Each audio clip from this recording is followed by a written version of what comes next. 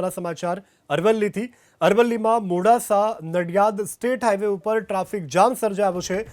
Modasa Nadiad state highway ઉપર 5 kilometre લાંબો traffic jam સર્જાયો છે.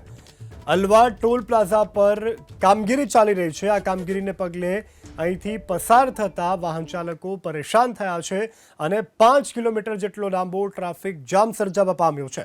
અરવલ્લી મોડાસા નડિયાદ સ્ટેટ હાઈવે ઉપરના આ ટ્રાફિક જામના દ્રશ્યો અમે આપને બતાવી રહ્યા છીએ કે અલવા ટોલ પ્લાઝા છે જ્યાં આગળ કામગીરી ચાલી રહી છે. આ કામગીરીને લઈ અને વાહન ચાલકો કે જેમને પરેશાની ઉઠાવવાનો વારો આવ્યો છે. જોઈ શકાય છે કે કતારોમાં વાહન ઊભા છે અને વાહન ચાલકો આ કતારોમાં ઊભી અને હાલ પરેશાન થઈ રહ્યા છે. 5 કિલોમીટર લાંબો ટ્રાફિક જામ છે અને હાલ તો જે અલવા ટોલ પ્લાઝા છે ત્યાં આગળ કામ ચાલી રહ્યું છે જેને લઈ અને લાંબો ટ્રાફિક જામ સર્જાયો છે.